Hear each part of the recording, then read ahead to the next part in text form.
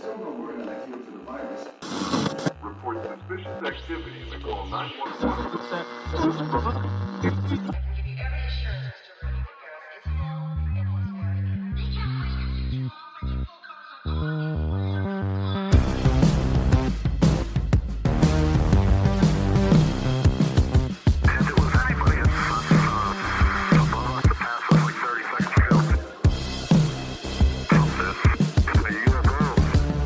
Hey pals, welcome back to your favorite podcast, That Would Be Rad, the podcast that majors in 80s and 90s nostalgia, comic culture, all things paranormal, and minors in retro video games, tabletop RPGs, pre-internet mysteries, and raising our kids to be half as cool as we were back in the 80s. I'm your host, Tyler Bentz, and this is your other host, Woody Brown. Hey guy. What's up, man? Hey man. Dude, you know what? The other day, I was kind of like reminiscing about I don't know, some of my old, favorite old 90s computer games, that I loved. Uh-huh. I mean, I think we've talked about it before, but Dune 2, the computer game. I never played that. It was awesome, man. Well, I ended up going down this rabbit trail. There it is. That led me to a game that I have not thought of since, at the very least, since I was in high school. Mm-hmm. And I discovered this strange but interesting history about the game and the equally strange and definitely tragic end to the guy that created it. Mm-hmm. And it's a story that I had no idea existed out there, but this is going to be an episode where it's equal parts fascination about this game because it's sort of just topically a little bit right up our alley, but then also the really sad but an intense sort of just downfall, I guess, of the dude that created it. So yeah, I hope you're ready to. Are you ready to dive on in? I'm ready, pal. Let's get in those waters. Okay, but before we get in there, though, I have to explain for the benefit of our younger listeners that back in the 80s and 90s, there was this sort of popular game format for computer games and stuff called point and click.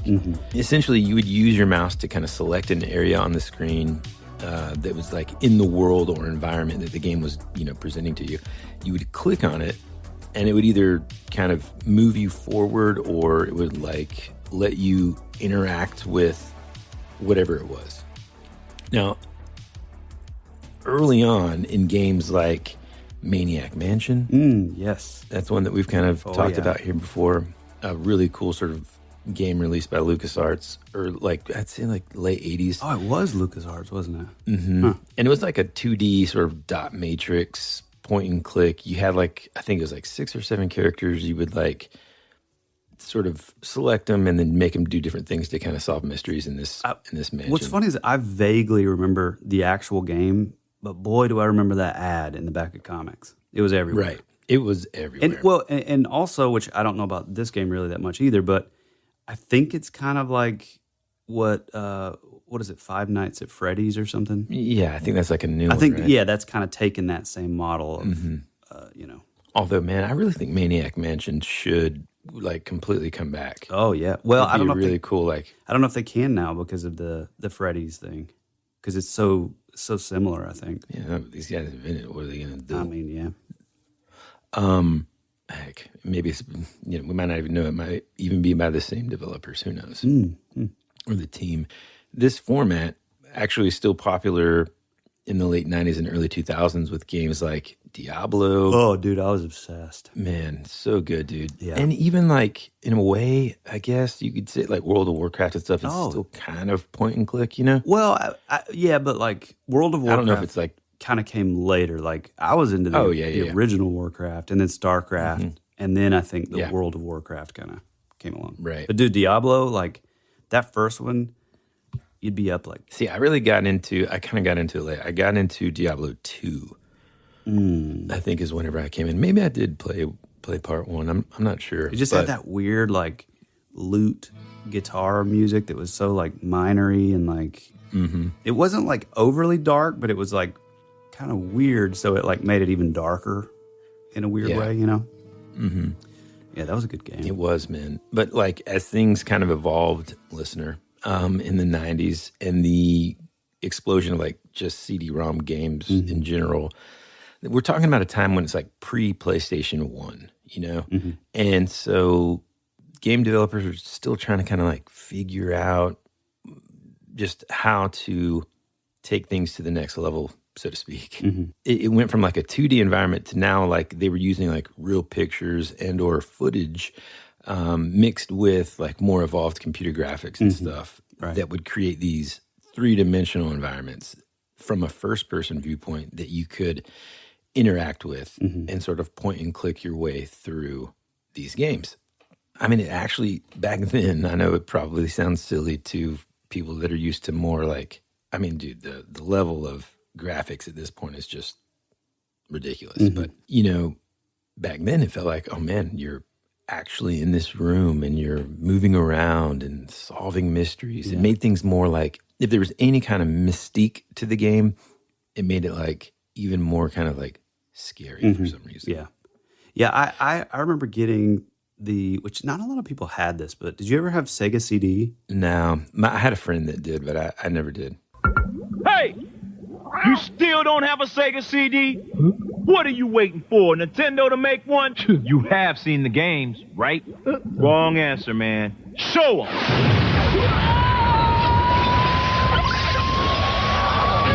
Want to see more?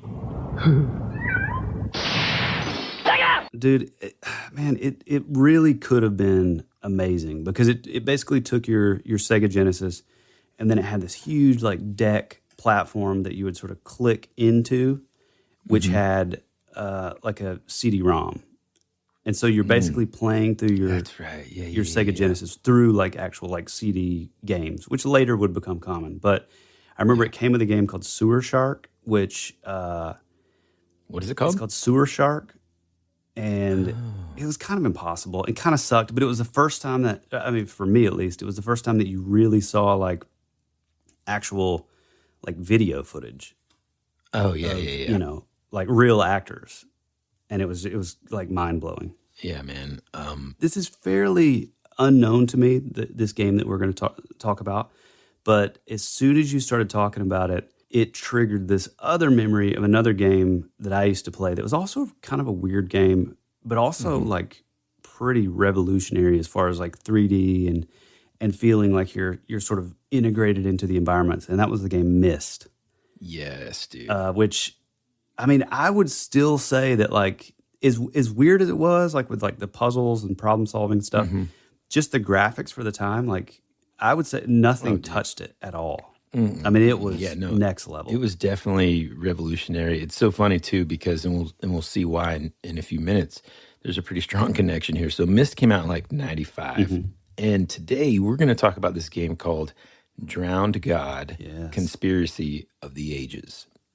Now, again, I hadn't thought about this game, and I don't even know how long. In fact, I owned a copy of Myst, and when I think of this time period, this early 90s sort of point and click game, that's actually the game I think of. Right. You know, because me and my brother played that constantly. And then I think the sequel was called like Riven. Maybe. I think. I feel like it came out like much later, and that was like a big... You want to know what, big dude? deal. I think that, here's why I don't know about the sequel. I want to say that I actually didn't own a full copy of Myst. I think I had like, you know how they would send out those trials? Oh, I had that one too. Yep. And we would like play it past a certain point and then we'd just get pissed because you had to like buy the full version. Oh, no. I had that for Riven, the sequel. Oh. Yeah.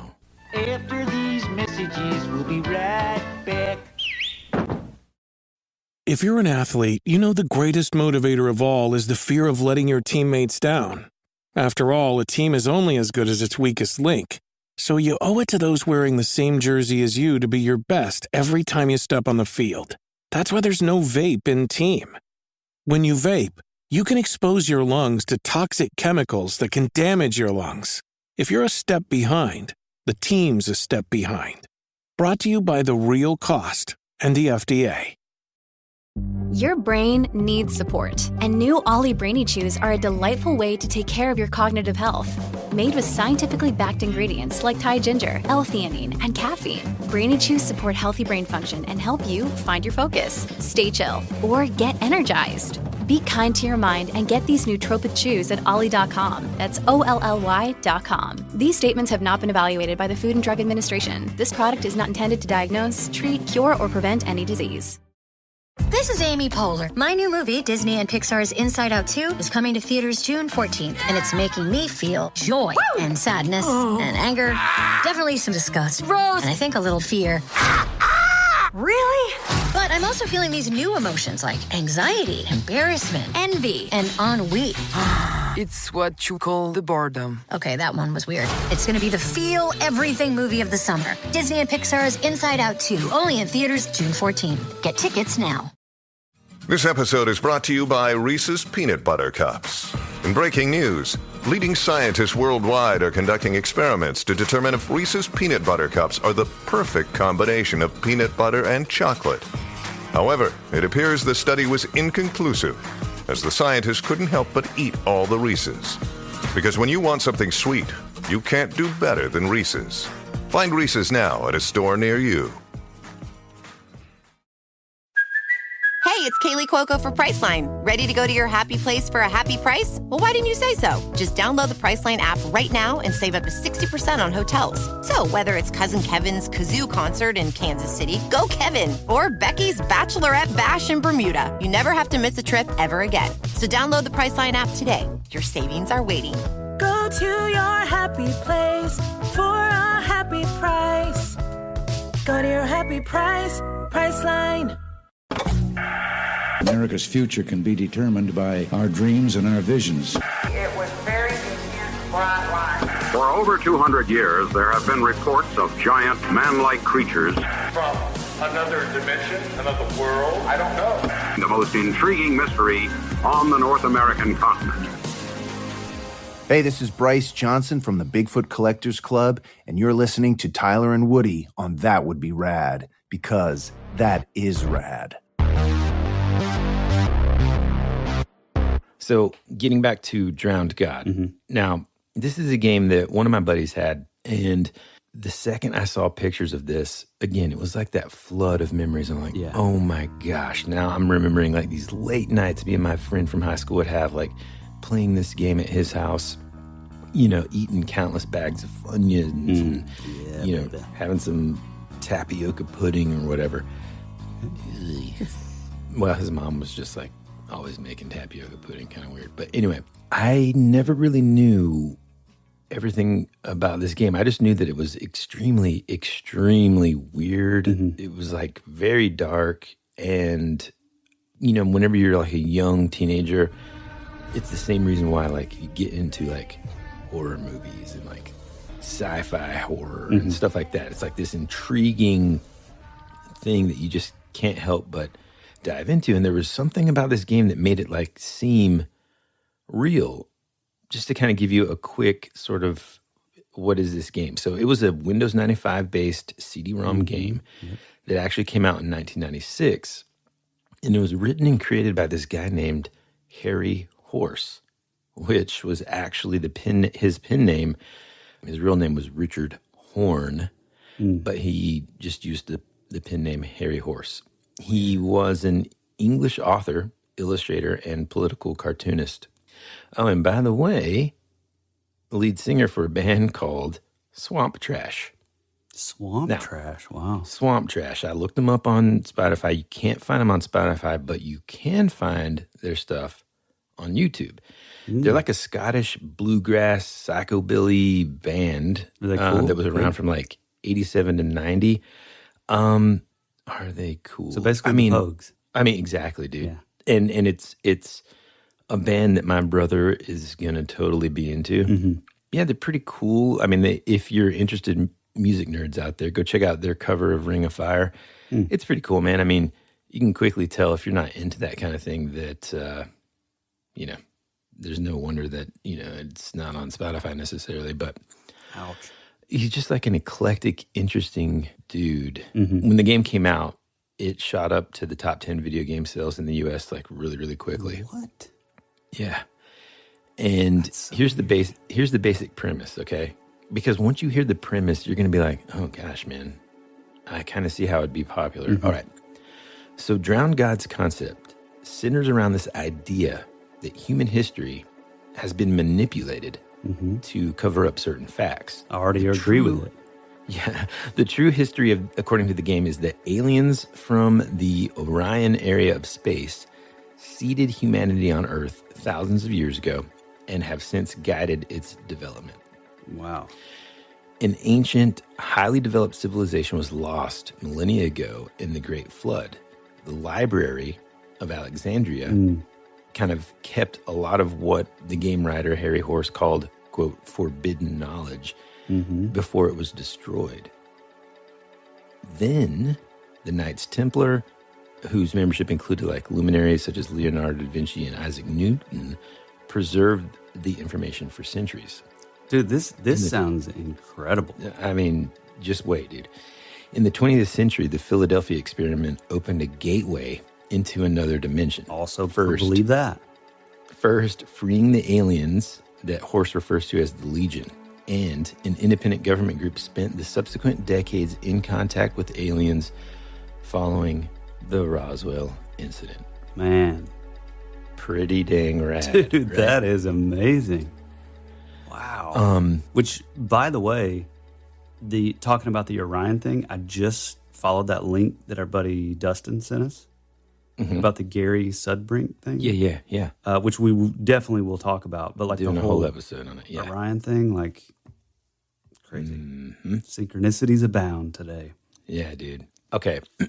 So while all that is extremely interesting, and we're going to dive into that sort of piece by piece in just a second, but really the first sort of interesting thing, the thing that sort of, aside from me just being like, oh man, I remember this game, but I don't really remember what it was about. Here's the beginning, I guess, of the interesting pieces of this puzzle. It actually starts about 13 years previously. So Harry Horse, in 1983, he releases his first book, a book called Ogopogo, or My Journey with the Loch Ness Monster. It ended up even receiving like the Scottish Arts Council's award for Writer of the Year. So he's like now an up and coming kind of guy that kind of came out of nowhere. And despite that though, to kind of make a little extra scratch monies on the side, he starts like forging documents that same year. And he comes up with this like phony manuscript that describes events after the destruction of the lost city of Atlantis. The manuscript, that's dated 1846, was said to have been written by the English poet Richard Horne. Now, for you listeners that are natural detectives, you'll notice that this poet named Richard Horne just so happens to share same name, Harry Horse's same exact name. Yeah.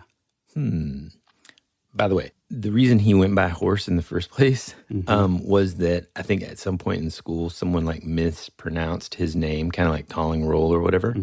And they said Horse instead of Horn. And he just kind of, kept it as a working pseudonym. But anyway. It's better than Hooer. Here's. So, which hold on, before you continue. Yeah. So he's, did you hear that? He's forging documents that are talking about like the city of Atlantis. So essentially, he created this manuscript, this ancient manuscript. I say ancient, this old manuscript from 1846 that describes all this stuff, okay, that we're going to kind of talk about in a second. Basically, he meets this, according to him, in the early 80s, he meets a guy named Professor Ian Halpke, who introduces him to this theory that human evolution might have been aided by extraterrestrials, essentially. Totally believe it. This professor allegedly explains to him that, like, information from the Kabbalah and ancient Jewish texts hide and encipher this secret that humans evolved, or at least their evolution is aided by extraterrestrial intelligence. Almost like another, Voynich manuscript. Exactly. Yeah. Similar to that for sure. And if you're wondering, what in the world are these guys talking about? You got to listen to our episode. Season 2, Episode 3, Books of Mystery, The Voynich Manuscript. All right. Also, according to Horst, Professor Hopke believed that the Ark of the Covenant was a nuclear device. Also believe that. So he creates this manuscript that is essentially a diary from this poet, Robert Horn, and starts just kind of like sharing it with the publishers that just, made his book a success. Oh, boy.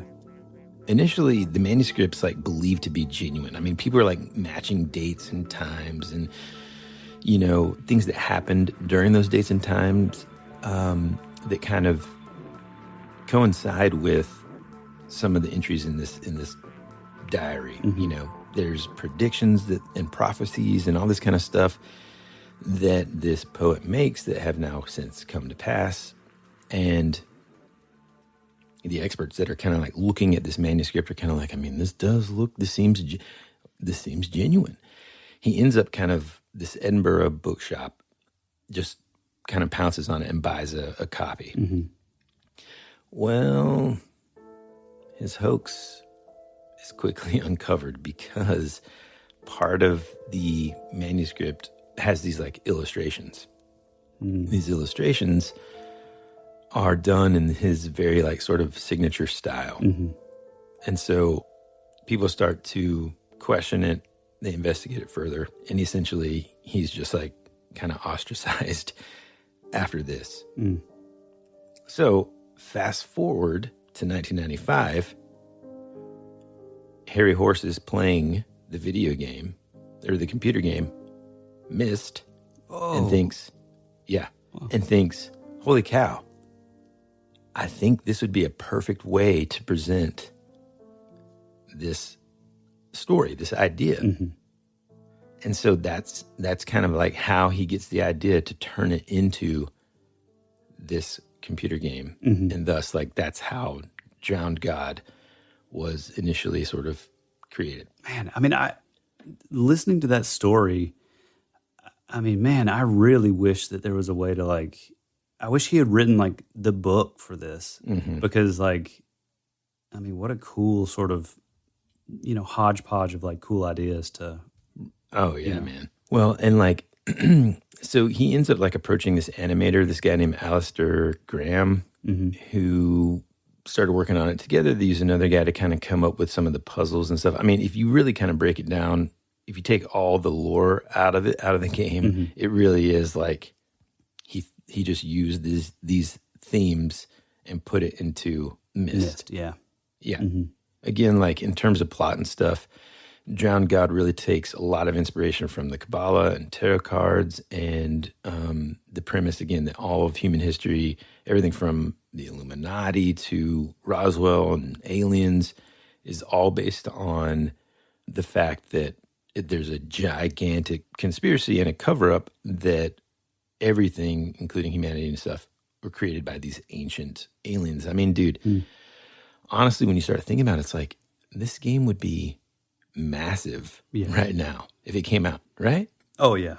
100%. I mean, it definitely, especially like combining like, like the thing they're called like Legion, and which is like a biblical demon, basically, and then combining like aliens and Roswell, and like did you say the Ark of the Covenant was in this? And like, it's not in the game, I don't think. It was just part of what that alleged professor that he met kind of inspired him or told him about. Yeah. So let me dive in a little bit to like the plot of the game, dude, because all that's super cool, but it gets like even just, I don't know, in terms of like world building and just, it's just weird. So when you start as a player, you start in this like weird, strange, ornate chamber that contains this thing called the Bequest Globe. And it's this device that you have recently inherited, but gifted to you by like this unknown benefactor.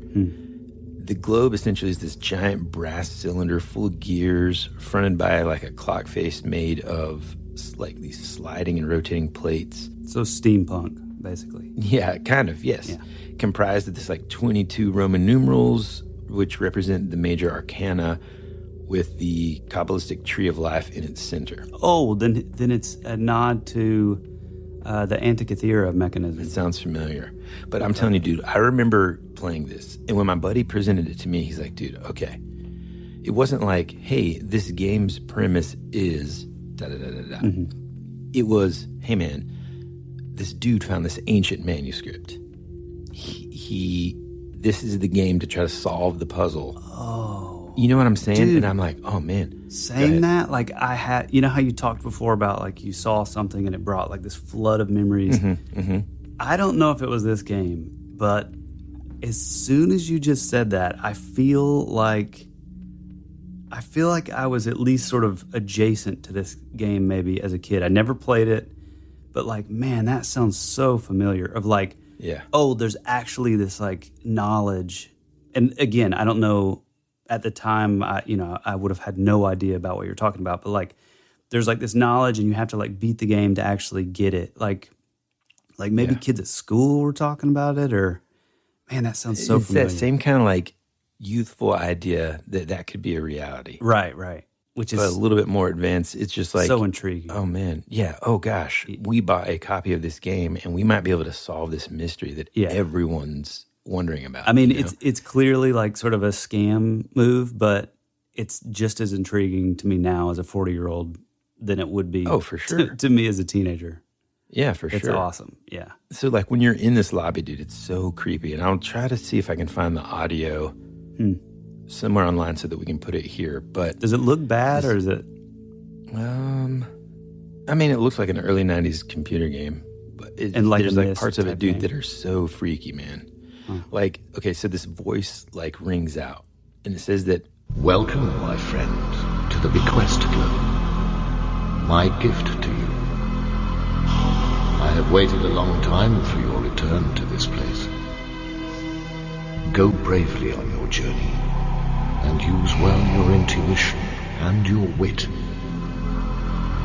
Many times have you lived before. Now step across the threshold and the boundaries of this locked door that separates this life from those before you, and go amid the realms behind. A word of warning, and then I go. Trust too deeply, and you know the wickedness in men's hearts. As above, so below. As above, so below. This is the secret of the drowned god." I remember that part and just kind of being like, you know, I've talked about it in other episodes, like, is this one of those things I'm not supposed to be? Mm-hmm. Is this kind of like the Ouija board? Like, what am I doing? And then something about it being like in a computer in that time in the 90s. Oh, yeah, totally. That being sort of like a portal into another world. It's kind of like the Ring. Mm-hmm. Kind of or what's that new show, dude, that... which, man, I didn't love it nearly as much as I thought. The Project 83? I think so. Something. Yeah. It's that same kind of vibe, right? I'm getting it wrong, I know, so... Okay. You enter your name into this device, and then it displays a series of past lives that the player has lived. The name is then converted into its numerological equivalent. Wow. Input your name. You are the great wave, the great shark, the seventh number. Above all the numbers, you are graced by the magic and fortune of the number 7. Your powers of thought and meditation, your gift of the second sight, and the natural psychic will are strong. Think, and the prize awaits you. So you're kind of quested with discovering this secret. And then you have to go into this, like, there's these like 2 separate chambers. There's one above and then one below this central chamber where you're at. Accessing database. Last 4 incarnations found. Displaying. What were we if our souls have lived before? We teem as sand grains to our present shore. Yet all may be fine dust, some great opening door. 7 times have you lived before. Each old life unlocks a door where none can follow. The chosen returns, the wheel now turns. 70, 60, 30 more, to keep our crown of crowns. As above, so below, descend the spiral stair, to Malkuth, the Earth Gate. And one's like old-fashioned, kind of like a Renaissance structure. And then the other one's kind of like almost like a modern boardroom. And that's where you meet these two emissaries, one named Keither and the other one Malkuth, who represent different philosophies and outcomes. They kind of send you on this journey each separately. So in other words, if you choose to go to one, you're going to go on these different missions. If you choose to go to the other one, you're going to go on different missions. Choose your own adventure, baby. Yeah, kind of like choose your own adventure. And on this journey, you're supposed to like recover these historical like relics that can potentially unlock more about this drowned god mystery. You go through this thing called, listen to this now, you go through this thing called the Crypto Wheel, which is this like Kabbalah invoking time machine, and you go to like these mythological settings, and you go again, you within each of these realms that you end up going to, you solve puzzles and all that kind of stuff. Now, honestly, I don't remember the puzzles being like super cool or anything. It's kind of like Myst. I don't remember the puzzles. I remember like sometimes you'd be like, now I was supposed to hold the magnifying glass. How? Oh, yeah. You know what I mean? Yeah. Which that's kind of like... That's kind of what I remember about. I remember Myst being really hard. Yeah. And it had all this weird little like, oh, you're not holding something right, or you're not, sort of mind-numbing after a while. But yeah. But boy, we would do it for hours, wouldn't we? Oh, yeah, man. And like, especially in this sort of world, you know, you're like sprinkled with like these Mesoamerican religion and Knights of the Round Table mixed in with extraterrestrials. I mean, that's amazing. Ancient ruins. Oh yeah, dude. Well, even like the as above, so below is like that gets into some Aleister Crowley stuff and H.P. Lovecraft, the cosmic horror kind of thing. Like it's kind of doing it all. Yeah, I know. And like there's like these portals, so you're like kind of going across time and space. You're trying to solve these mysteries. It's dark, man. It's kind of scary. Anytime you like come across like these alien creatures, it's just super weird. The soundtrack is like that'll use like normal sort of instruments and like weird synthesizers and stuff. And like, did he do a lot of the sound design and music? I don't think he scored it. No. Essentially, you kind of go through all these things to almost end up with like no answer to this mystery. It's very strange. And I kind of read about the ending and stuff, and I don't want to... You can actually go online and download there are these... I forget what the website is. Like a little patch or something kind of thing, where you can play it? Yeah, exactly, where you can play it. I think it's called myabandonware.com. But you can download it there. But do you have to download like a VLC type player kind of thing for it, or no? You have to download a downloader. You know what I'm saying? It's like one of those things where I'm like, I don't trust it. So yeah, right. I'm not going to download it. I'm not going to put Snood on my computer and melt it like Ian used to do on my... By the way, for you rare individuals that played Snood, maybe one of the best like games like that. But boy, every computer I put that game on, it would immediately compromise any security you had. Oh, yeah. Yeah. I mean, maybe worth it, though. Maybe not. Like, I can't tell you how many computers just destroyed because while we were on tour, Ann was like, I like that game Snood. Yeah. Downloaded it. I come back to you like, I don't know. And like every time I turn it on, it doesn't work. I'm like, oh, okay. Anyway, so like one of the dude that was in charge of producing the game said, we were trying to really push the boundaries as much as we possibly could.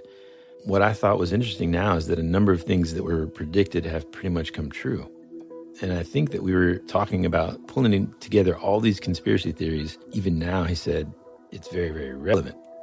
He's like, every certain number of years, there's almost this like cycle of conspiracy theories and theorists.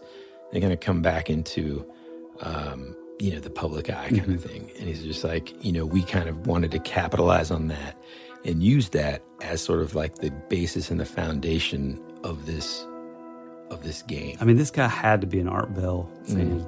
Mm-hmm. Yeah, and he said to put it simply, like the essence of Drowned God is a very simple idea. To buy into the game's deceit and to play the game as it's meant to be played, you simply have to embrace conspiracy. I mean, it's wild, right? Because I don't think we haven't really talked about it in depth at all on the show, but this does kind of remind me of like a precursor to this, the things that you talk about, the ARG. Yeah, augmented reality game. Mm-hmm. Yeah, I mean, it's just the CD-ROM version of it, which is even like cooler. I mean, honestly, dude, hearing this really makes, and again, like I don't have it in front of me, so I'm sure a little bit of the mystique probably wears off a little when you see it, and you're like, oh, well, this was just a direct ripoff of, of Myst or whatever. But like I did this comic a while back that was for General Mills. And like, again, back in like 1992 or 3 or something, they basically put out this game that would come in cereal boxes, in boxes of checks called, and the game was called Chex Quest. And they had a bunch of guys from the makers of like Doom and like, that kind of thing. So it was literally the same game. It was literally Doom, but you had like the Flemoids and the Chex Quest guy and like all this other stuff. And like, but it's funny because it was only available for such a short time, but it gained this like cult following that, they've been begging to re-release. And they just released it like, what was it, last year that I did that? They put out like an anthology and re-released it. You could play it online and like all these new voiceovers from like several of the dudes that are voices for like the Ninja Turtle cartoon and, kind of like a big deal. But it's like that idea is the reason I even agreed to do it to begin with was just the idea that like, oh, well, this obscure CD-ROM game that came out for like, I don't know, maybe a month, but had this super underground cult following of fans. Like, that's just so cool to me, especially for that era, that time, is just, it's so nostalgic and so cool. Yeah, man. I mean, it goes back to the fact that like back then, it wasn't so easy to just play random games all the time or just like drive down and buy a game from, wherever. It was like, dude, you finally get the CD-ROM in and it comes in this gigantic box. You have to beg your parents to get it, The price point was probably like around like, I don't even remember, man, like $30 to $50, right? I mean, and you have to go to like the computer store. Yeah, right. Right? It's not like they don't have those at Blockbuster. Like I remember buying the very, actually, I don't even think it was the first Warcraft. I think it was Warcraft 2. And it was like such a big deal because I went in and like bought it new, because kind of like what you're saying, like we just didn't have all these options of games. I mean, dude, I would have stacks of these like demo disc games that would be the dumbest games, but we would just play. Oh, so stupid. We were just ravenous to like play new games, and they'd be in like issues of like Game Pro magazine and that kind of thing. But like that was a big deal for me, going in the store and buying an official like new version of Warcraft 2. But do you remember just how much of a pain in the ass it was to install these things? Oh yeah, man. You had to have like, it was a nightmare. First you have to put in the first disc and then keep in mind, by the way, like it's not like we have our own at this point in our lives. We don't have our own computer. Right. This is like either the family's computer. Yeah, exactly. Or worse, dad's computer. Right. And so like, yes, it was a pain in the butt to install because there was like 3 installation discs. Yeah. And then it's like you get to the 4th one, it's like not enough memory to proceed. Oh, God. You're like, oh, come on. That, and then you might have like some like friends that are like super computer savvy who learn how to bypass like any of the early, especially in the early 90s, it was much easier to kind of like pirate the game and then not have to have like some kind of code to type in, or it was like harder for them to, I guess, track using that code multiple times or whatever. Anyhow, I would have these discs of like pirated games. Oh yeah, that would like also mess up. Yeah, my dad's computer. You know, like that kind of thing was just and it was the worst. The thing that really sucked is like I would have these pirated games that would be like, you know, spread out over the course of like 10 different floppy disks. So it was like, it was just a nightmare. And then it would like send you over to like the MS-DOS mode where then you had to put in like basically codes, you know, for kids these days. Different commands. Or commands, yeah. And God, it was such a nightmare. Dude, I remember one time I learned from one of my, same guy that owned this game. He taught me how to like make these like patches in MS-DOS where I could like make the screen change color. Right, yep. Just like constantly. Yep. And so one time as like a joke, I made one that was just like red, green, purple, blue, red, green, and just like on a cycle forever until I like an endless loop essentially until you like hit, I don't know, like I think you could program it to where it wasn't going to be like spacebar or enter. It had to be like a certain key. And I just left it on my dad's computer until he got home. And he was like, who messed up the computer? You know, and I'm like, just press the 4 button. Anyways, dumb story, but you just hear him smashing it upstairs. Yeah, just like smashing the keyboard. No, there were a couple of these games around that time period that were huge for me, man. You know, we kind of talked about Dune and Diablo, and you know, I say that time period, I'm looking at like a 5 to 7 year, maybe even 10-year kind of time. Right. Or late 80s. I think the original Wolfenstein was, dude, that was a big deal for me too. Man, huge, dude. Yeah. Speaking of hours of gameplay, Wolfenstein. I'll just stand up all night. Yeah, dude. Yeah. Now, Doom, I won't lie, man. Like, it kind of freaked me out sometimes. Like, the monsters, like, oh, God. You know? I remember, like, my cousin's aunt, I guess, you know, through marriage or whatever, she was, like, real computer savvy. And I think she was, like, the first one who showed us Wolfenstein. I feel like there was something around it, like, or maybe it was just what she told us, but like it wasn't out yet or something. And yeah, she had a copy, and we had never seen anything like that. I mean, this is like what is this? Because you didn't really have. I mean, you had like dungeon crawl games that were similar, but like nothing moved this fast. Like right. You know, it wasn't as quote unquote smooth. It's funny to call it smooth now. Yeah, but, exactly. But I remember like seeing the little guy's head at the bottom, and like you would see his face like get beat up as you'd start losing hit points. And I remember we thought that was like just the most incredible thing we'd ever seen. Oh, dude, for sure, man. Yeah, because like you said, I mean, it was either like those really slow dungeon crawls, even point and click stuff like what we're talking about now, or it was like that, not pain and skin, what's it called whenever you're like side Mario. Side scrollers, yeah. Like, I mean, my brother and I had this Indiana Jones in the Last Crusade game that was kind of like that side scroll kind of type thing. And then, dude, do you remember Leisure Suit? Oh, Larry? Leisure Suit Larry. Leisure Suit Heck Larry, yeah, dude. That was that game. Like, did anything naughty ever actually happen in it? No, right? It's funny that you just brought that up because, again, these are things that I haven't thought of in like at least 25 years. Yeah. I remember that game. My buddy, I would go to my dad's house every other weekend, and I had this friend, a kid named Franklin, and his dad had died earlier on, and so it was like him and his mom, and she was like, you know, I mean, she was probably doing the best she could, but she was like the cool mom, and she would let him do stuff that definitely was not appropriate for his age. And he was the one who told me about Leisure Suit Larry, and he got a copy of it, and yeah, I think you're right. I think we ended up playing for hours and nothing ever like happened. Like or maybe it did, but it was like blurred out, maybe or something. Dude. It's like you're like at the age where you're like, okay, man, this is it. Oh, it was so naughty. You're getting excited about like a cartoonish, like sort of like nudity, and you're like, oh man, here we go. Oh, dude, I remember the first time that I saw Vampire Hunter D, the anime, and there's like a scene where it like shows the girl's boobs, and it was like, what?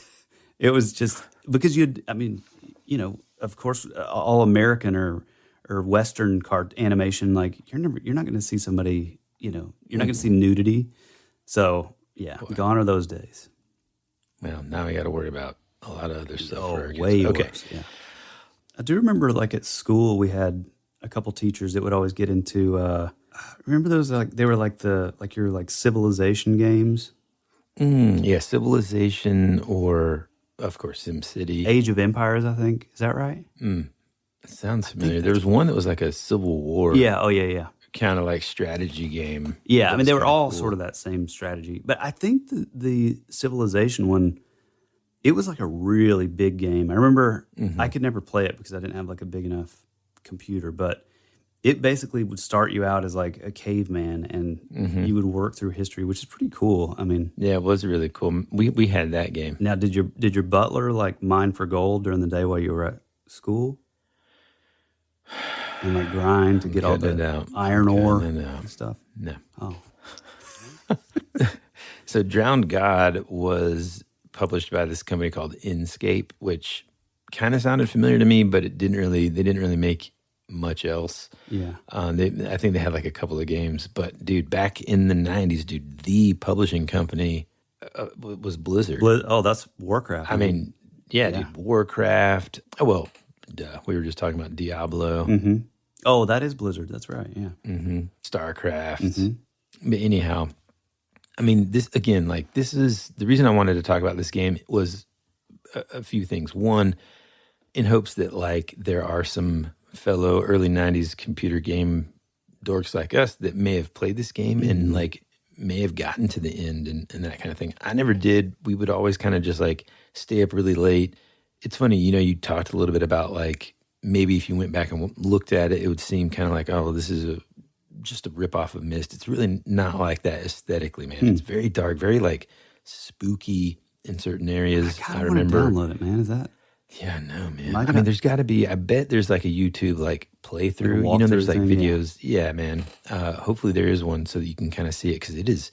There's moments when you're like, just imagine being like a 15-year-old and being like, man, this is creepy. At the same time, kind of thinking that there is some legitimacy to this legend that surrounds it, which, man, I really do. That's my favorite part about it. Not necessarily the substance of what the legend is, although that's extremely intriguing as well. It's just like any sort of like weird conspiracy / mystery that the user as a video game, player, you would believe that it is like true or something. It's just fascinating to me, man. Yeah, I mean, I remember also like, I think I had a buddy who like claimed to have like a disc that had some sort of government information or whatever on it. And like, I remember him showing it to me and there was some like sort of weird, sort of official jargon, text or whatever. And it was like, it would say that it's like encrypted and, this would have been like early, I mean, maybe 6th grade or no, not 6th grade. Is this like around the time that like everybody had a copy of like the Anarchist Cookbook on a it's definitely 3.5? Yeah, it's that era for sure. But I remember like there was like to your point about this idea that like we were this exclusive like group figuring out like this knowledge or being able to do it. It's sort of especially at the time this was like, I mean, yeah, it was during the internet, but the internet was still in its infancy for sure. And like you're anything like, for example, like Roswell, like we knew about Roswell because of Stanton Friedman, who was a boots on the ground researcher who literally went to Roswell, New Mexico to ask people in the area and, sons and daughters of people that were in the military around that time and what they saw and stuff.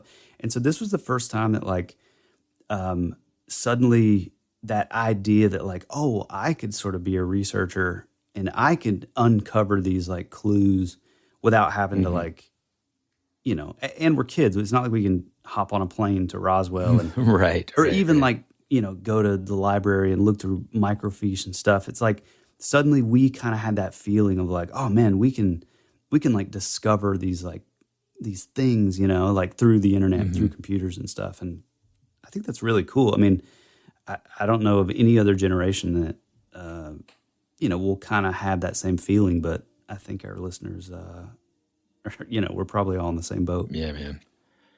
Do you want me to talk about like the tragedy of this guy, man? Well, so I know that we probably need to kind of keep it light and lively a little bit. But when you first told me this game, it vaguely sounded familiar, and my immediate response was, "Oh, is this the game that had like, wasn't there some like really crazy like weird stuff surrounding the maker of the game? Like, didn't he go crazy or something like that?"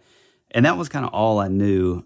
So yeah, let's kind of get into it if we can. Yeah. All right. So we'll talk a little bit about this guy's sort of tragic demise or whatever. But if you are a younger listener, or if you're a parent and have a younger listener with you, this would be a good time to sort of just, tune out or, fast forward or, check out another one of our episodes, because it is going to potentially get a little bit on the darker side here. Yeah.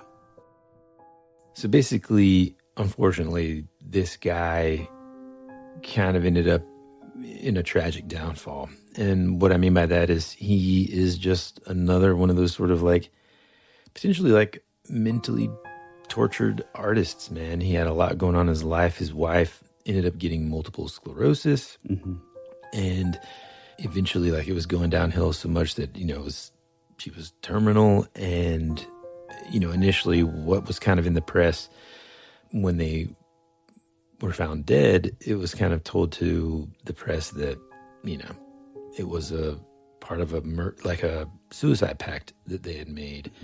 Turns out it was a lot more grisly than that, and questionably maybe a murder-suicide instead. And it's just a really sort of sad and tragic end to someone that, that I guess had a brilliant enough mind to create something like this that we're still talking about now, many, many years later. Yeah. Yeah, and if you folks want to look into it a little more, I mean, like what he said, I mean, it gets pretty grisly. But if you're into, especially the true crime fans, there is a lot of sort of speculation on the sort of the mystery surrounding it. And again, like once you look into the cause and like what actually went down, that would end the lives of Harry Horse and his significant other. It's mysterious. It's weird. And I think only sort of, it only kind of highlights just the weirdness of the whole thing. I mean, the game, with it being so cryptic and dark and kind of mysterious, and then, the way he would meet his end is equally, if not just as interesting as the game itself. So, for our younger listeners, we'll leave it at that. But for our older listeners, if you want to go look into it, go for it. But it's pretty grisly. All right, kind of getting back onto the lighter side of things, man. I gotta say, man, it was fun for me to kind of like, oh yeah, dude, revisit that feeling that this game created, and then just kind of revisiting that time period in our lives, man, when, like we talked about, like computer games were like this, well, almost like a portal into another world where we can kind of like, and the same is true now with video games. I mean, come on, any kind of entertainment, that's what it does, right? It kind of like transports you in a way. If you're reading a book, and you like reading, it kind of transports you into another world, into the world of your imagination as you picture these characters doing the things that the writer is describing. It's the same reason why we play Dungeons and Dragons. Oh, yeah. And that kind of thing. And, whatever it is, watching a movie, you get to kind of remove yourself from reality, so to speak, and dive into a world that's fictional. And whenever that fictional world has some roots tied into, mysterious subjects or conspiracy theories, gosh, I mean, that just makes it all the more interesting, and, and I mean, even take out, I mean, I feel like we throw shade a lot to these, like, oh, everything was better back then. But, I mean, I don't play a lot of games now. I'm a huge video game fan. I love it. I don't get to play, but like, I was obsessed with like Skyrim, and before that I was a huge Final Fantasy guy all those years. But I mean, yeah, they're still making really cool stuff, and there's always those like little hidden parts in games, or little secrets you can sort of stumble upon. Like, even as grown men, I don't think that'll ever lose its mystique and not be interesting. It's always cool, Oh, for sure, man. Discovering any kind of Easter eggs in anything, right. Yeah, absolutely. Well, cool, man. Well, I feel pretty good about it. I think we should definitely maybe take some trips down the rabbit trail a little more, because this was super fun and really kind of like opened up a lot of memories that I had totally forgotten about. Yeah, man. Well, cool, dude. Well, folks, if you want to support us, you can go check us out over on Instagram.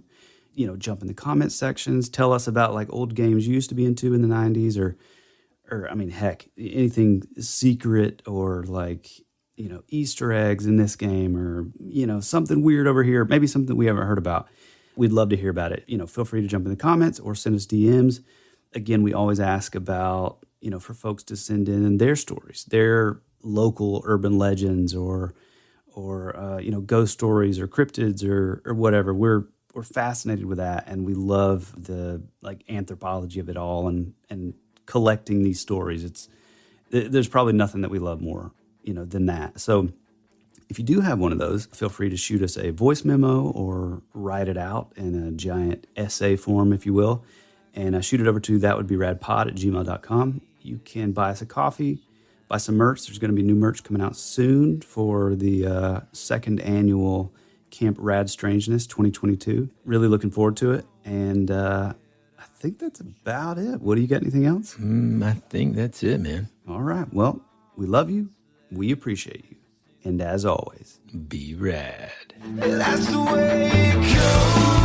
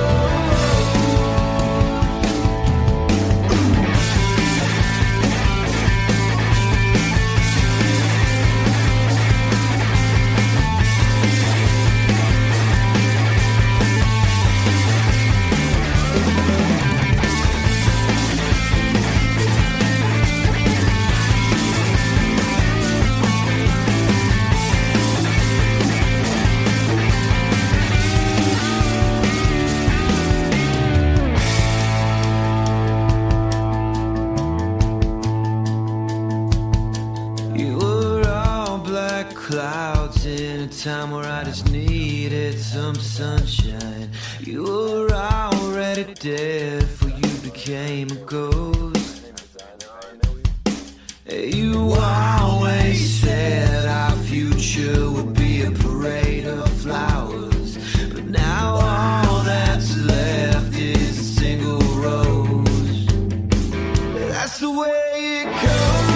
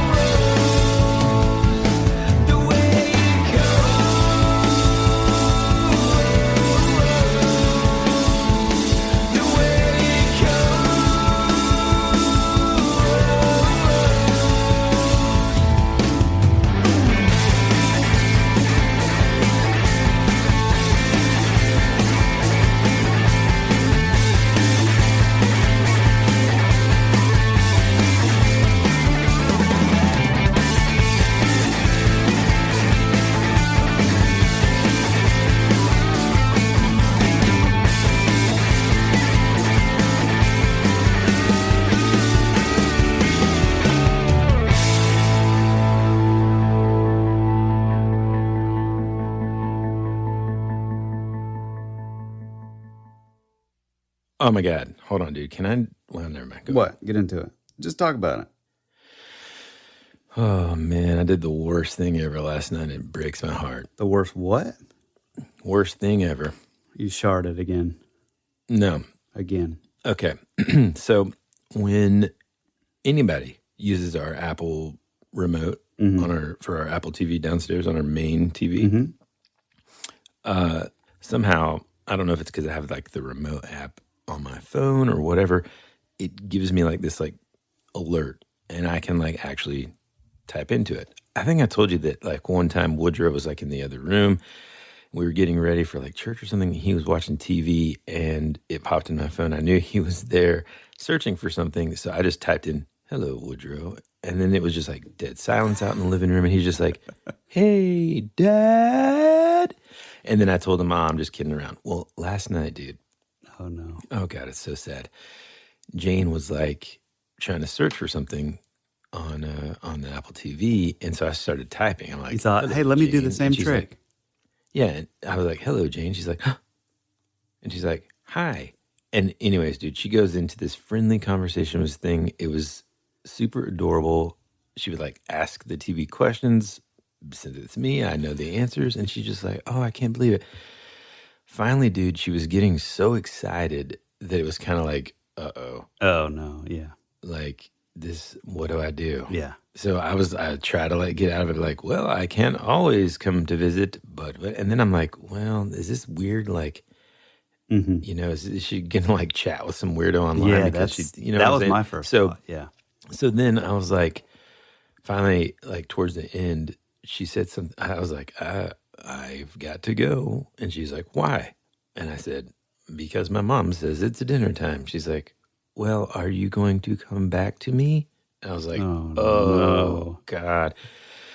So like I type in, I said, "Actually, I'm really your dad." And then she like looks at the TV weird and she's like, "Wait, what?" And then she like looks over at me and she's like, "Wait a minute." She's like, "Are you?" And at first she seemed like laughing about it. Oh no. And then this like wave of like, she was like, "That was you the whole time?" And dude, she broke down. She's like, "I wanted it to be real." Oh my God, dude. Ruined it. It was just the worst, man. Killed it broke my heart. Yeah. Way to go. Parenting blue ribbon. Yeah. Man, that sucks.